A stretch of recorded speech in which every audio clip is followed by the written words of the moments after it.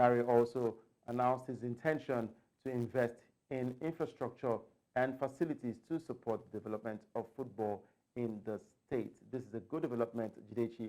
After being the sports minister, yes, a lot of people complain about him, but yes, he's set to launch a football club to compete in the NLO and, of course, in the NLL, and also to see how they can qualify for the Nigeria Premier Football League proper. Yeah, I totally agree with you. It's a good move, but I'm not exactly elated, and that's because I've seen this way too many times. A lot of sports enthusiasts are very interested in starting football clubs. But over time, we see how we've seen clubs rise through the ranks. Ifan Yuba, Giwa FC, we could go on and on. I mean, you can date far back to the 90s where the likes of Abiola Babes and the likes did exist. And at the end of the day, what did he amount to? So it's a good move. Yes, he gets to keep his name. People get to talk about him and how he's still involved with the sports industry despite his time as sports minister is over. So it's a good move for him, but I mean, I'm very much interested in what happens in like 10 to 15 years from now. Wow. Well, it depends if, I'm not going to say the club will not get to survive 10 years because it takes a lot to manage a football club, especially in Nigeria. I had a conversation one time with a football club owner and just the grassroots sports, and he said, look, for him to feed his players per week, he spends about $1 million on a bag of rice. And I'm like, how many players do you have? He said he has over 30 players. So imagine you going through the season, how much money will you get to spend to sustain these players? You also have to pay salaries, and then if the prize money at the end of the season is not even enough up to what you spent in the season, what do you make of that? That's why all of these teams get to struggle to see how they can make it to the top and eventually win these leagues. But of course, we would wish Sunday Dari all the best with his new football team, the Black Scorpions. The Stingers, I know they can sing their way from the NNL and make it to the NPFL. All right, from there, let's go straight to our second story, and it's about Manchester United and the former French international defender, Raphael Varane. On Tuesday, he called for better concussion care for players after several scares during his footballing career. I mean, this conversation has been going on and on for quite a long time. Now, Varane pointed to France's 1-0 quarterfinal defeat to Germany at the 2014 World Cup and a 2-1 Champions League last 16 second leg loss while playing for Real Madrid in 2020 against Manchester City. Now, a few days ago, a few days before the Germany game, the 30-year-old said he took a ball to the side of the head during a last 16 match against Nigeria. He called for a reduction in heading the ball during training sessions in order to reduce risks. Now, in England, 10 former professional football players and the families of 7 others who have died are suing the governing bodies, which they claim have always been perfectly aware of the kind of risks of concussion and brain injuries on players without taking necessary precautions. And I'm wondering what sort of precautionary measures are we going to take in situations like this? Because when it comes to football games, we know how intense games can be. Clash of heads can actually happen in football matters. And recently, there's also been this rule that if there is a head injury, the referee has to stop the game. What more can we do, Jidechi? It's $1 million question if you ask me. It's one of those things you think, do you totally eliminate, say, the art of heading from the game of football? And you really do not want to imagine the game without heading, because it's when people try to go for the ball with their heads that this type of things happen. But there are also many other instances where clash of heads might happen and concussion might ensue. I mean, it's down to those who are behind the science of football to figure out ways we can deal with concussion, because we don't want to be losing players due to head injuries. It's one of the very delicate parts of the body, and it's very important to ensure that every player that is playing have their heads intact, and every head-related situations is treated with utmost respect. All right, I'm talking about having their heads intact. One man didn't have his head intact against Arsenal, talking about Erling Haaland, and he has drawn a lot of criticism all over social media. Now, the recent one was Roy Keane, who he has been slammed for branding Erling Haaland, a League Two player, following Manchester City's draw with Arsenal at the weekend. Haaland is once again the Premier League's leading scorer, having won the Golden Boot last season, but he was kept quiet by Ghana centre-backs Gabriel Magalhaes and William Saliba at the Etihad Stadium on Sunday. And the Norwegians' performance drew criticism from Roy Keane, who took aim at the strikers' all-round game. But former Premier League title winner Chris Sutton, among others, has hit back at the Manchester United legend, and he insisted that the Irishman was being ridiculous by being so negative about Haaland. Instead, Sutton urged City's other attacking players to step up and offer their star striker more support. But let's hear what Roy Keane said about Erling Haaland. General play is so poor, and not just today. I think his laying stuff off, living headers or whatever it might be. In terms of front of goal, he's best in the world. But for his general play, for such a player, it is so poor. Not just today. I think he has to improve that. He's almost like a League Two player. That's the way I look at him. His general player has to improve, and it will do over the next few years. This brilliant striker is fantastic, but he has to improve his all-round game. A League Two player, Jidechi. I mean, I feel like that comment was too much to compare Erling Haaland, one who has banged in goals all the way from Borussia Dortmund to Manchester City, tagging him as a League Two player. Yeah, quite a ridiculous statement. I mean, coming from someone like Roy Keane, who played at the highest levels of football. I think it's one of the things that happens when players are treated into a particular level of football, a particular level of performance. You tend to expect that level of performance from them week in, week out. And you forget the fact that these are also human beings. They can have their top days, they can have their off days. It's definitely what Roy Keane missed at that point. He had to use that term, League Two player. Haaland, we already know, is not a League Two player. Haaland is not even a League One player. He is one of the world's best players that we have at the moment. And calling him a League Two player was really reaching, considering it's coming from someone like Roy Keane, who have played in high-stakes situations, where you have like Arsenal and Manchester City, who are both vying for the league title. You very much expect that both sides will want to take things pretty easy, and it's what we saw against in the game against Manchester City and Arsenal. Both sides went into that game not wanting to lose points and also trying to get all the points, and that's why you see they played it pretty much safe. So you cannot blame Haaland at the end of the day. The fact that this entire system couldn't translate to creating chances for him to convert. We've seen Haaland, whenever he gets those chances, he doesn't miss.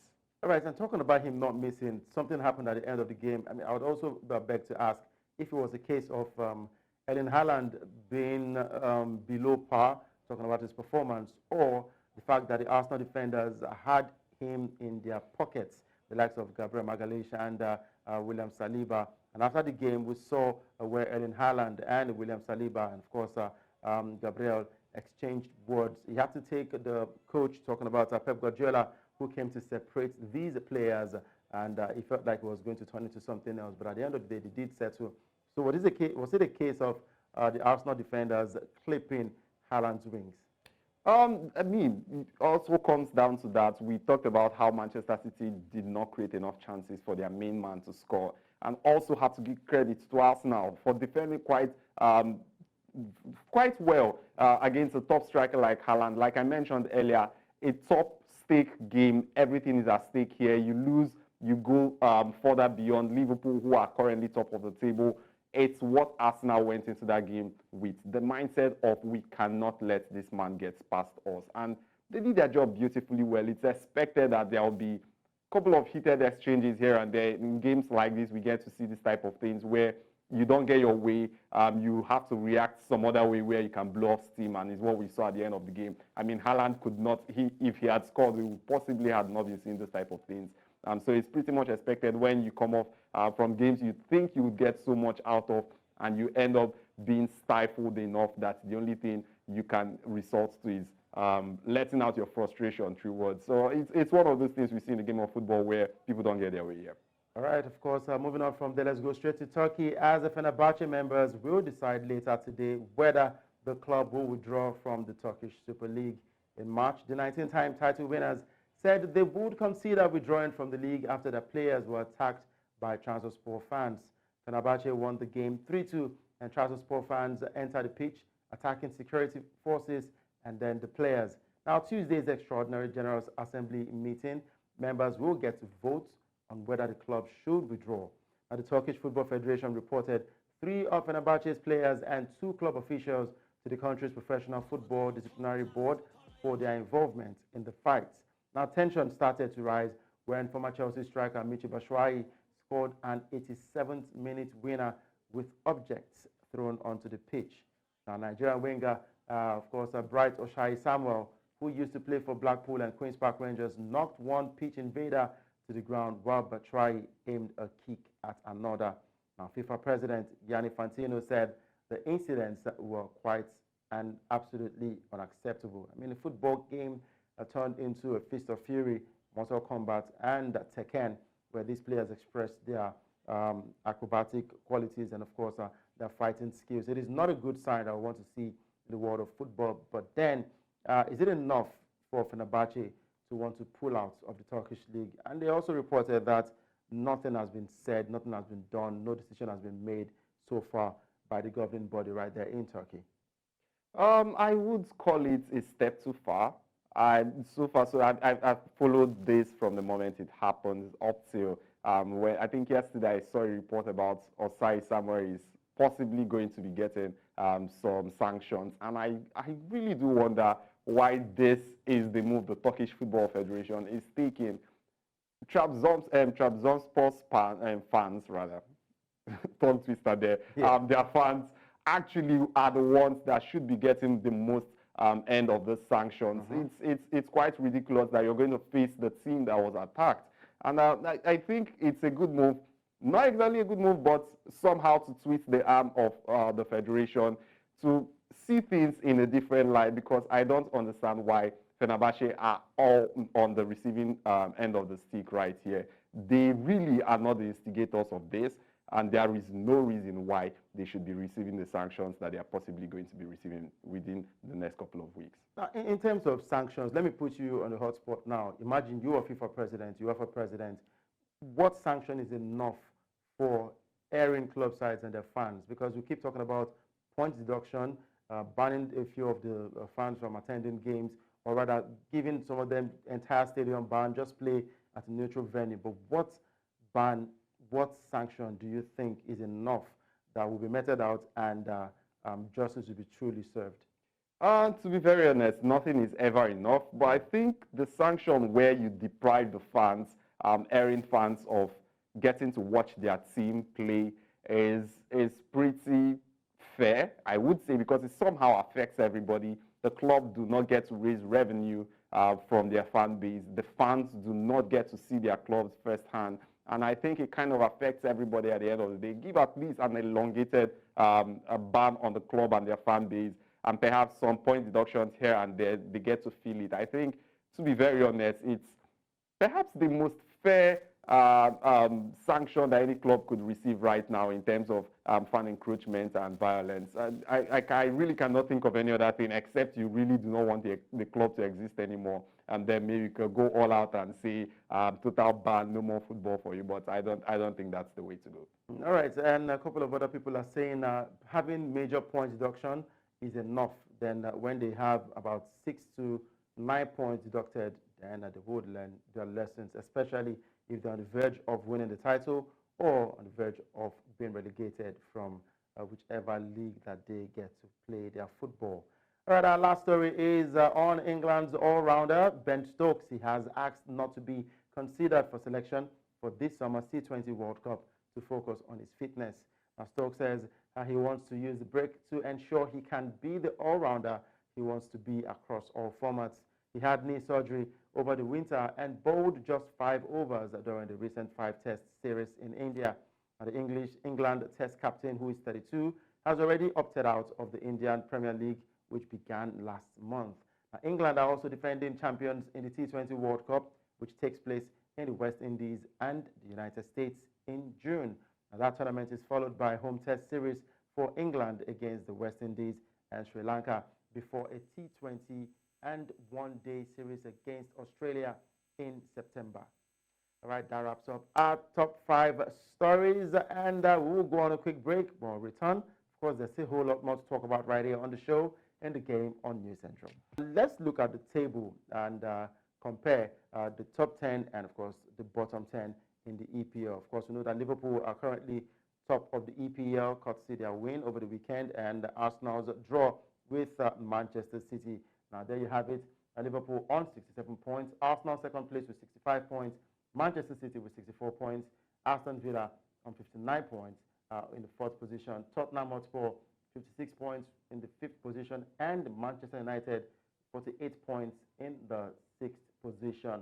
Now, Jidechi, this feels like there's a whole lot to play for. And for the title winning race, we still have Liverpool, Arsenal, Manchester City, and a slim chance for Aston Villa. While for the battle for the fourth position, Champions League places, we have Aston Villa, Tottenham, and Man United battling for it. A whole lot to play for.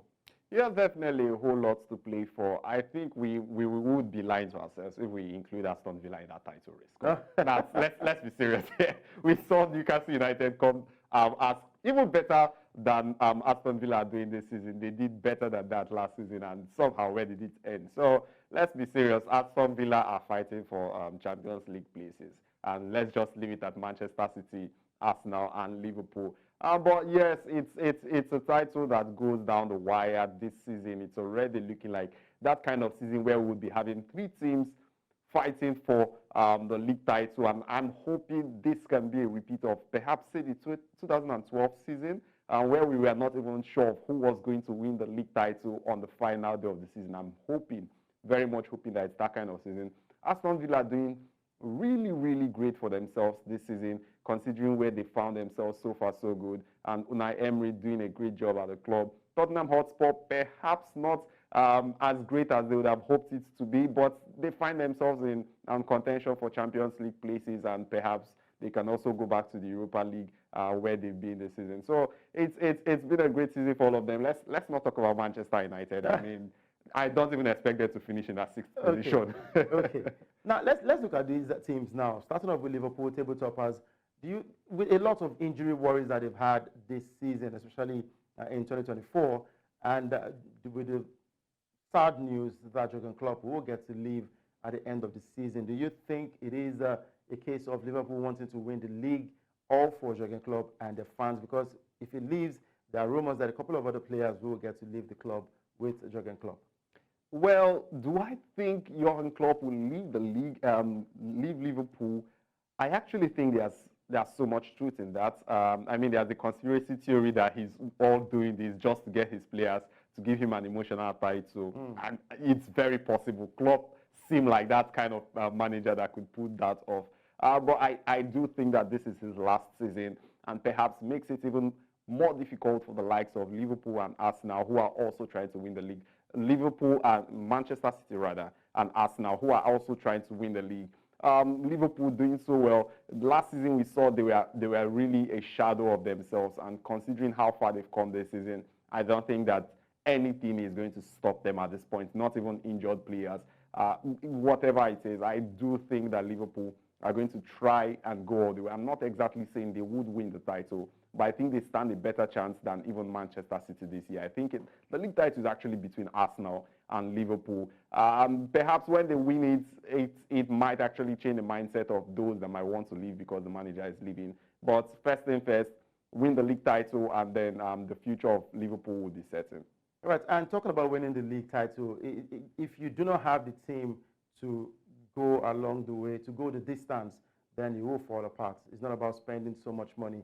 Now, looking at Arsenal, quality signings in Declan Rice. There's also the man from Brighton, and Trossard, yeah, of course, and a couple of other players that they added to the team.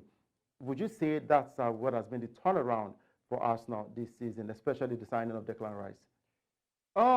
Yes, we could say that. That's one way to look at it, considering they've gotten quality, but we cannot also negate the fact that Arsenal also brought in quite a number of players last season, and they still did not win the league title. So, but they qualified for Champions League. They did qualify for Champions League. I would say perhaps it's one of those things when you do a rebuild and you're very focused about it. I would say that's what it is for Arsenal. This did not start today. Arteta could have lost his job like some 3 years ago. I mean, remember when Arsenal came so close to qualify for the Champions League, lose it at the tail end of the season, repeated almost similar thing with the league title last season. But See where they are right now, 2 seasons back-to-back, and we're talking about Arsenal as a title contender. So perhaps it's one of those things where you try to rebuild and you trust the process, like, I mean, Arsenal fans will always say.